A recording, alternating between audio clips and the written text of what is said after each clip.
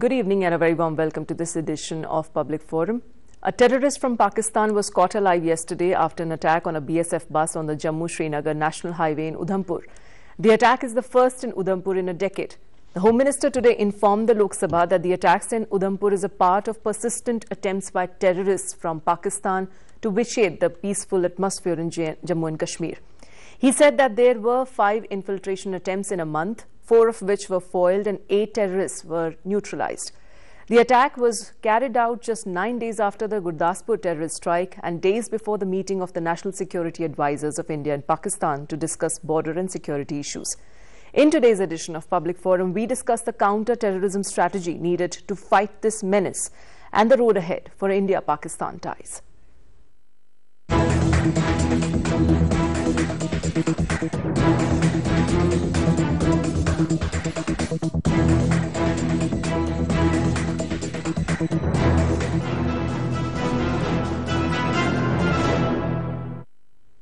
And I'm joined by a panel of experts as well as members of parliament from different political parties. I'm joined by Mr. C.R. Chaudhary, member of parliament from Lok Sabha representing the Bharatiya Janata Party. Mr. Ishwar Lal Jain, a member of parliament from Rajya Sabha from the NCP. Mr. Rashni Kher, he is a security analyst, also founder member of Roots in Kashmir. And Mr. P. Karunakaran, member of parliament from the CPIM in Lok Sabha. Before we start the discussion, let me first take you through the statement made by the Home Minister today in the Lok Sabha. 5 अगस्त 2015 की सुबह लगभग 7 बजे उधमपुर शहर से 18 kilometre दूर जिला उधमपुर तहसील चिनानी में नरसू नाला के पास जम्मू श्रीनगर हाईवे पर बॉर्डर सिक्योरिटी फोर्स के काफिले के ऊपर आतंकवादी हमला हुआ। इस घटना में बॉर्डर सिक्योरिटी फोर्स के 2 जवान 59th बटालियन के कांस्टेबल राखी नंबर 1206-28139 निवासी जिला जमुनानगर हरियाणा और 2nd बटालियन के कांस्टेबल श्री शुभेंदु राय नंबर 9940011199 निवासी जिला जलपाईगुड़ी पश्चिमी बंगाल शहीद हो गए और बॉर्डर सिक्योरिटी फोर्स के 14 अन्य जवान घायल हो गए। इस हमले में संलिप्त 2 आतंकवादियों में से एक को मार गिराया गया, जबकि दूसरे को स्थानीय निवासियों की सहायता से बाद में पुलिस ने गिरफ्तार कर लिया है। पकड़े गए आतंकवादी को जम्मू लाया गया, जहां संबंधित अधिकारियों द्वारा उससे पूछताछ जारी है। प्रारंभिक पूछताछ में पकड़े गए आतंकवादी ने अपना नाम मोहम्मद नावेद उर्फ उस्मान निवासी फैसलाबाद पाकिस्तान बताया है। उसने अपने मारे गए साथी का नाम मोहम्मद नोमेन उर्फ नोमीन, यह कोड नाम है नोमीन अध्यक्ष महोदया, निवासी भावलपुर पाकिस्तान बताया है। आतंकवादियों से 2 AK-47 राइफल मैगजीन के साथ ग्रेनेड और गोला बारूद आदि बरामद किया गया है। हम इस मामले में जम्मू कश्मीर में शांतिपूर्ण माहौल को सीमा पार के आतंकवादियों द्वारा लगातार अस्थिर करने की कोशिशों की कड़े शब्दों में निंदा करते हैं। संसद की ओर से हमले में शहीद हुए बॉर्डर सिक्योरिटी फोर्स के जवानों के परिवारों के प्रति मैं हृदय से शोक एवं इस माइंडलेस वायलेंस में घायल जवानों के प्रति गहरी संवेदना व्यक्त करता हूं। So the Home Minister today made a statement regarding this particular terrorist attack in Udhampur. Let me start the discussion with you, Mr. Kher. You know, what has been really coming out in basically in the news reports is that Udhampur considerably hasn't seen these kinds of attacks. And there is a lot which the Home Minister today has tried to convey through his statement. One, about the links that it has with Pakistan. Second, in the way, the modus operandi, which probably will be out. But what, according to you, your analysis of this particular attack, what does it really say? You see, we have seen escalation of violence in Jammu province for last almost 1 year. There are many reasons. One, it's because the LOC, which is mostly predominantly in Kashmir, has been fortified to a large extent. Army, BSF is much more vigilant because most of the infiltration in the last 25 years of insurgency has happened through that area.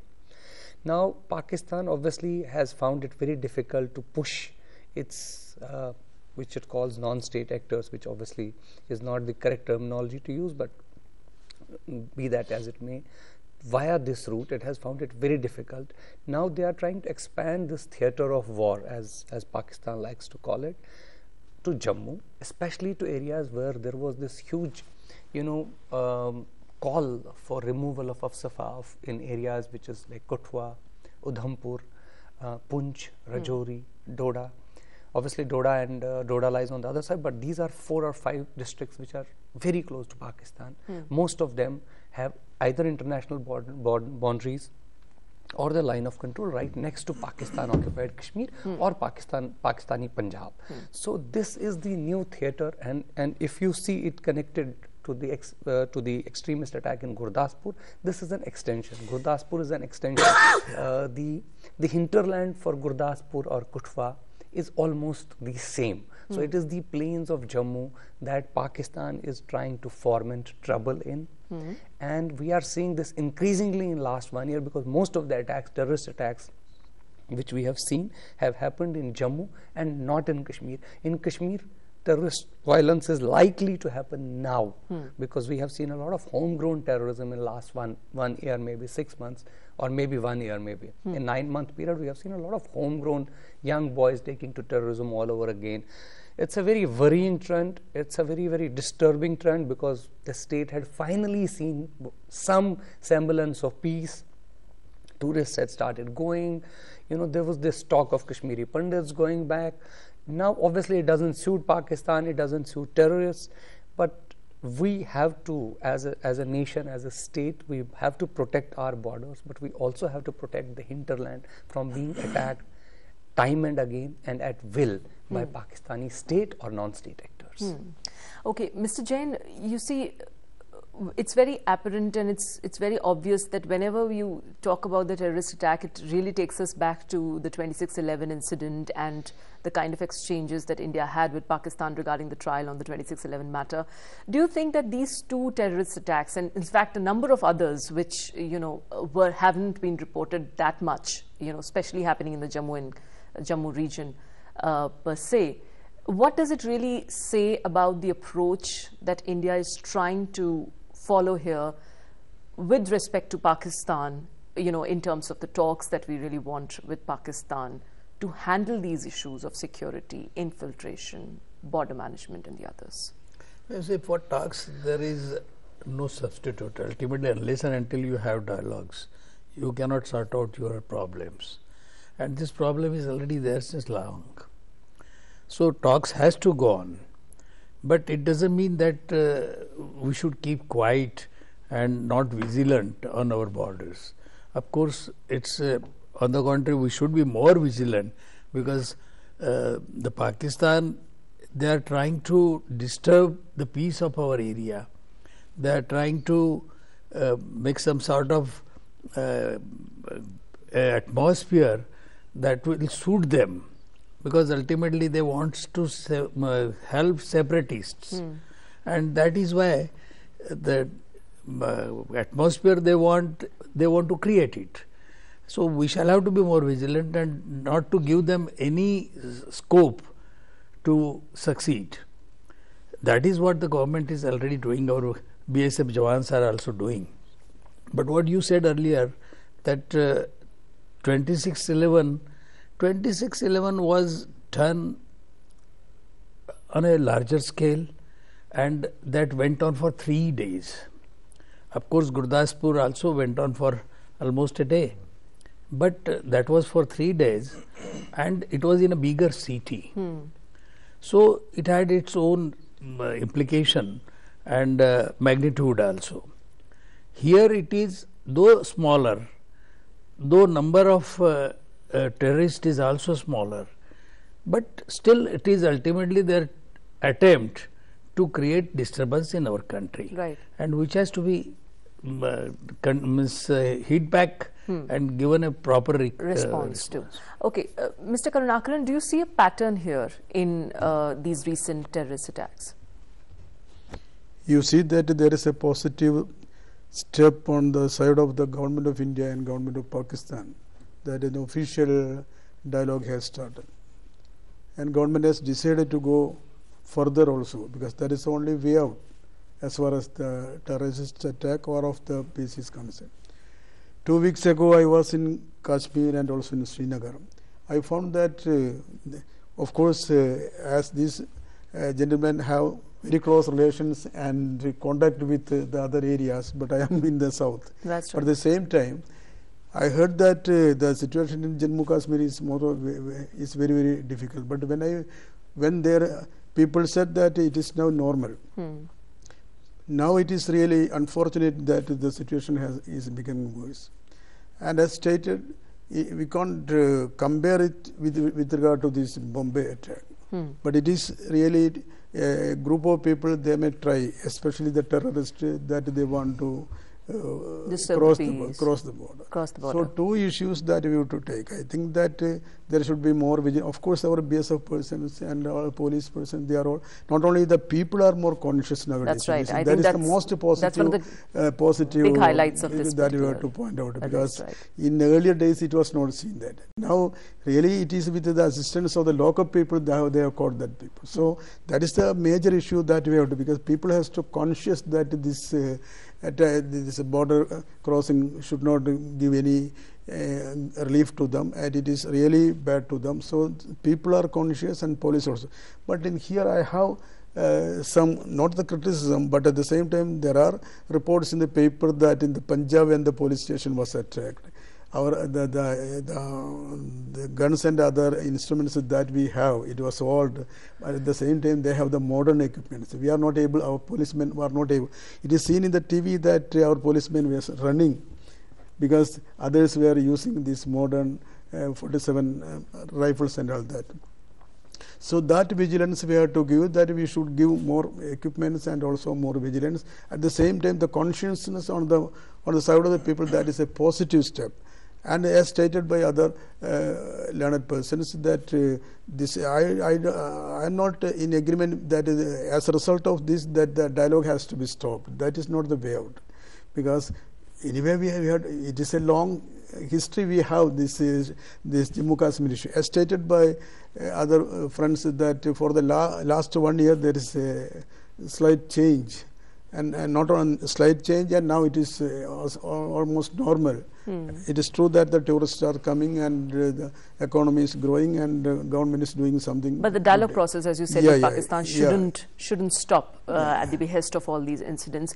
Mr. Chaudhary, has this emerged as one of the big security challenges for your government too? You know, one after the other, in a gap of just 10 days, 2 major terrorist attacks, though of course you've been able to capture 1 terrorist alive, which may lead to some more information. But do you think this is one of the big security challenges? Undoubtedly, it's a big challenge to the nation rather than government and nation also. Terrorism really in our country, it's a totally challenge, not today, but it's from the very so many years. That's right. Firstly, government may be BJP, government may be Congress, but first is the nation. And we have to be vigilant for the nation. Our borders should be totally, the persons or the paramilitary and military forces should be employed there. As Mr. Karnakar rightly told, we required a good equipment. Our personnel should be equipped with the latest weapons and all these things. Otherwise, they can't chase those terrorists who are well equipped. And it's undoubtedly is the challenge, and the government is doing a lot of things. Government, the present government or the Modi ji government is firm that terrorists or the terrorism should be removed from the nation. And such militant groups, they are sending, nowadays you will find the trend, they are sending the 20-21 year boys. That is also very bad. The young boys, that's right, they should be diverted to the studies and something else. Right. But they are rather they have diverted to these terrorism activities. They become the militant now. The boy who was caught by yesterday. the BSF personnel and by villagers. Is a 20-year boy. Right. So and he said that it's fun doing all of this. I mean, as he's told he is doing just for the fun. He enjoyed in killing the Hindus. Rather, he told this. But Mr. Chaudhary, you see, one of the critical points, which I'm sure in the later part of the discussion also we'll come to that, is about modernization of the police force, is about ensuring that they get enough ammunitions and good intelligence. Those are areas where, you know, you see a lot of neglect on the part of the governments, you know, consecutive governments in the past too. Is your government also committed to that particular thing? Because it's about putting in a lot of money, ensuring that the police personnel are also given enough ammunitions. And accordingly, there are a lot of reports which have come out on that. Maybe it's time to just implement them and, you know, modernize the police force. What is your view on that? I think in fact, our government is for that. The government want to equip the police personnel, military and the paramilitary forces, and I am sure that you will find a change by learning all these things. Even these trial and error method, we are seeing that these militants are attacking or they are ambushing, and nowadays they are attacking directly, they are confronting directly with the forces. That is also a new thing. Okay, what about this, Mr. Khair? Because since we said something about the modus operandi, you know, about Gurdaspur, it was said that probably it's the drug network which really makes Gurdaspur, which makes Punjab basically a soft target due to a variety of reasons. There's a lot of young population. There are traces of the Khalistan movement picking up. How vulnerable is the youth in the region? You see, first I would, they're all member parliaments and I'm an ordinary citizen, so I would just with very humble submission, I would like to disagree with at least the two gentlemen who said talk is the only option. Between talking and war, there are 100 options. You know, what we are doing, unfortunately, is we are legitimizing a rogue state, if I may say so, a state which has consistently, there is a policy in Pakistan, it's called a doctrine policy. It's called bleeding India through 1,000 cuts. If even one single terrorist attack involving one man killing another Indian, a Pakistani man coming and killing an Indian, is this General Zia policy of bleeding India through 1,000 cuts. Now, we have talked to Pakistan for 25 years. There have been summit level talks, NSA level talks, track 2 talks, and unfortunately, and I'm given to believe and I can counter it with data, that nothing ever has been achieved. And whosoever believes that civil government or the democratically elected government of Pakistan is more sincere as compared to the military government is completely living in a fool's paradise. Because for them, Pakistan is a nation which has been created on the basis of hatred against India. Now, it is very clear if you read some of the prominent Pakistani writers like Hussain Haqqani or Ahmad Rashid or Nadeem Paracha, you can read regularly in newspapers that the idea of Pakistan is to bleed India. Now, every time we say we must talk to them because this is the only option, we are basically playing their game. Then what is the option? Yeah. So you see, first and foremost, if let's say this NSA talks have to, let's say if we went through this in 2611, we had Kasab. We built 8 different dossiers. They would know much better than I would know, and we gave them all. And yet today the trial in Pakistan stands where it is, right? So what have we achieved by giving all these? It is enough for us to know that he was a Pakistani. These people came from Pakistan. We have weapons, and these are the only 2 people we have caught in action. In Kashmir jails, we have hundreds of such people who we have caught in action, and they are just lying there. They are Pakistanis. We know all the weapons are traced back to Pakistan, or Chinese-made grenades, or Chinese-made rifles. Now, when you are talking to a state whose policy is basically to bleed you or hurt you in one, and then on the international facade, these people say, oh, we are in for talks. We want to talk to them. We want to normalize. But they are not normalizing. So what is the future of talks? One, we must not legitimize Pakistan by talking to them. What we are doing is we are simply legitimizing Pakistan as a state by talking to them. I am not saying that we should go to war with Pakistan. That's not. But like we have given them the most favored nation status, they haven't. Why? So you mean to say, I mean, you know, we need to really These are explore diplomatic, more on that. economic, You said strategic things which can be done here and now. Before, and I am not saying that NSA level talks should not go ahead. Even if they have to go ahead, I mean, NSA knows everything. He's an operative himself. Take this man along with and make him talk to Sartaj Aziz. Okay, fine. We'll take a very quick break now in public forum, but the discussion on this particular point too will continue soon after the break.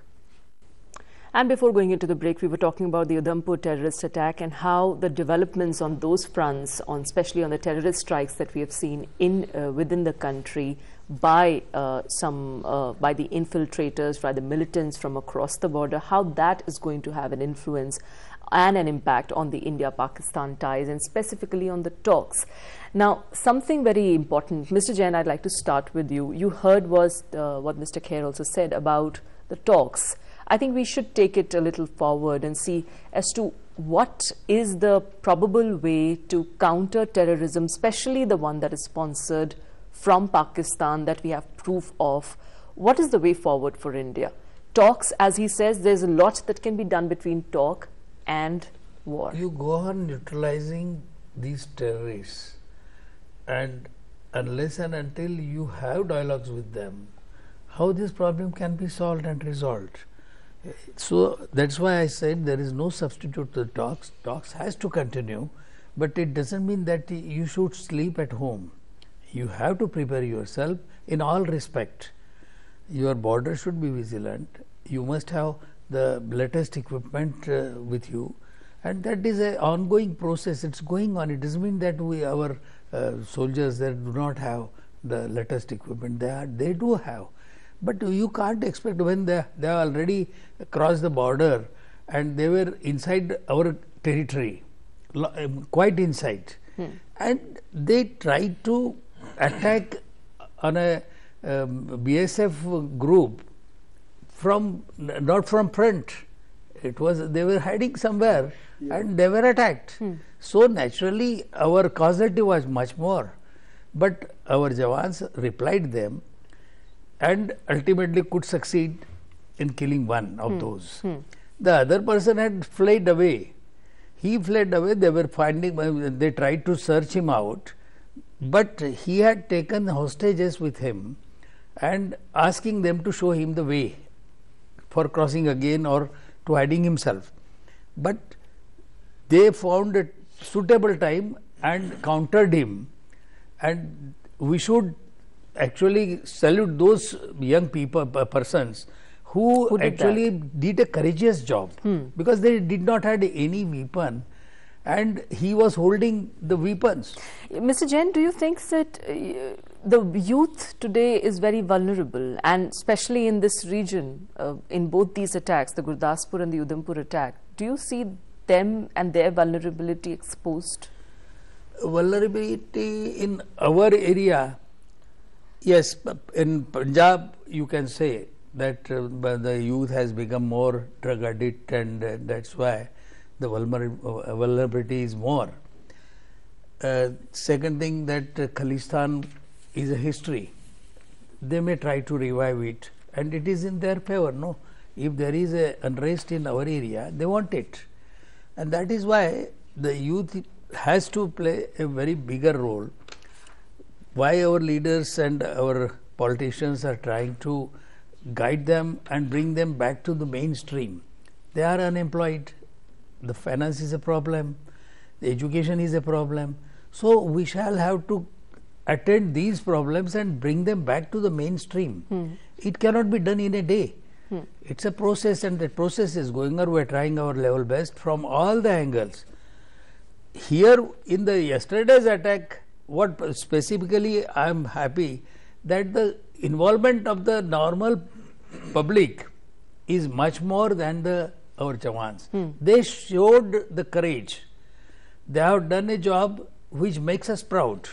And so these persons should be encouraged, this act should be encouraged by recognizing it, giving them a right reward at right time. You see, if you take years together to give the rewards also, it will be meaningless. Okay, Mr. Karunakaran, what according to you should be our strategy vis-a-vis, Pakistan, and how should we be handling this issue? I do agree that the situation in Pakistan is entirely different, because Pakistan is enriched unfortunately by this Taliban philosophy. We know that there were a number of infights in Pakistan itself. Their prime minister, then presidents were also hanged. So such instances are there. So we can't say that it is purely a democratic government. I do agree. But at the same time, even if this is the situation, what is the way out that we are to solve these issues? There are a number of ways. I think that there is the international compulsion, as stated by UNO is there, other countries are there. There should be bilateral talk, and also the mutual talks and the official talk, and also there should be a uniform ideas in India itself. So all these issues has to be taken together. In the life of a country, we can see in the history that there may be number of ups and downs. There were talks, and the talks were broken, but we can't take this issue as a war. I can give some examples that there are about 1,889 persons were died due to this terrorist attack. These are not in Jammu and Kashmir. In almost all the states we are facing such issues. So when we speak about Jammu and Kashmir, it is true that their issue is more serious. But at the same time, inside India also, we are Maoist attack is there, and also some terrorist groups are there. Like that, we have to face more seriously this this terrorist as far as the border is concerned. Okay. So there is no other way out. I don't agree with to go for a war. We have the experience with regard to the war. Fine. But besides the war, what all source that we can be found? We should be approaching them. Mr. Kher, but do you think that the situation in Kashmir and whatever you see, because it becomes more prone to such activities, does it need special measures? Well, yes. I mean, no doubt about that it needs special, and I fully agree with the honorable lawmakers here that special measures have been done. In fact, when we say a lot of times, a lot of people say this, that employment is an issue, and this, and let me just jog the honorable member's memory that the per capita income of Kashmir is twice as compared to that of the rest of the India. The protein consumption in Jammu and Kashmir is higher than the rest of this country. So it is not about economics. It is about ideology. It's a war which has to be won in the hearts and minds of people. It is not a war which is to be won economically. Yes, economics is absolutely essential. But if unemployment leads people to terrorism, then Bihar or Uttar Pradesh should have highest incidence of terrorism, but that's not so.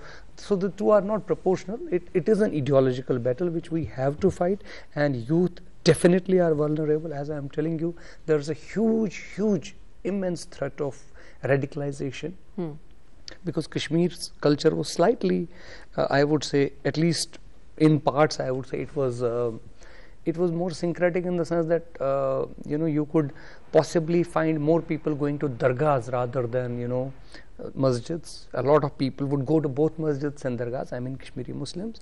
And today the young are, I would say, a little averse to going to the dargahs of these peers. So it was more assimilative. Assimilative possibly could be a word. I don't want to get into a word where I couldn't defend the word later. So what I'm saying right now is this whole process of radicalization has taken root in Kashmir, and it is the virus that could be very, very difficult to contain tomorrow if we are not attending to this today. And you think that economics is certainly not the thing. So whatever is being said, that economics, you have to give jobs to people, you have to create opportunities, which government of India has done, and it has done it very well, I would say. Economics today, you will not find even one house in Kashmir. You can all go to Kashmir and not even one thatched roof house in Kashmir, in entire Kashmir. So it is not as if people are poor and they are taking to militancy. It is because there is an ideological fight that has not been won. And you think that the governments realize it, both the state government and the central government? You can just talk about the past governments too. Well, I am sure they know. I am not for a moment saying that the governments don't know. The security experts know this and they realize this. That is why we have this Jawan or Aman, Awam Saath Saath, army runs these programs. Yeah, then there is an army program which brings school kids from Jammu and Kashmir and takes them to entire India. Yeah, Sadbhavna. Right. Then there are other programs which government of India also and government of Jammu and Kashmir also runs.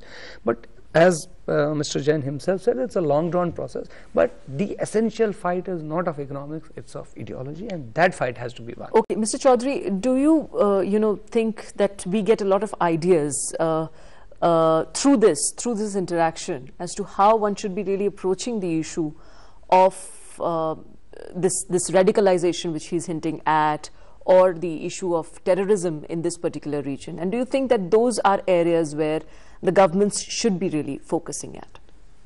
All right, I agree with the views of Mr. Kher. In fact, Government of India is worried about all these things. Government want that government is handling it very strictly also. Dialogue is another part, but first how to curb and how to stop these terrorist activities in the Jammu and Kashmir and other parts of the nation, especially in the border area. You know, this Middle East, up to the Middle East, the whole belt is rather disturbed belt in geographical, in the global view. If we see, the whole belt is that disturbed, and everywhere terrorist activities is taking the place. Our government is very firm to handle these situations. In Gurdaspur as well in Udhampur, as Home Minister already told made the statement that they have stopped 5 infiltration attacks, 4 of them, right? And 8 of the terrorists were neutralized too. So our border people, our paramilitary forces, police, they are highly active. If they have any sort, the government will certainly do the needful also. As far as for our own young generation, government has created a lot of opportunities of the employment. Even this infrastructure side, you can see they have developed the infrastructure in Jammu and Kashmir. Because all these things have been done or is being done to bring these youth in the mainstream. You will wonder in the Congress government, they have made this Prime Minister special scholarship. The Valley chaps have been brought to the other colleges and universities of the India. Right. So that they can mix up with the other groups. Right. If they study for 4-5 years in the different state of the country, then they will realize that they are of this nation. Sometimes in the youth, you know, even in the Valley youth, orientation is, as you said, is the we want their orientation towards they should feel Jammu Kashmir is totally a part of this. Okay, fine. On that note, we'll take a very quick break in Public Forum. Please stay tuned for more on the other side of this break. Welcome back. In Public Forum today, we are discussing the ways to combat terrorism.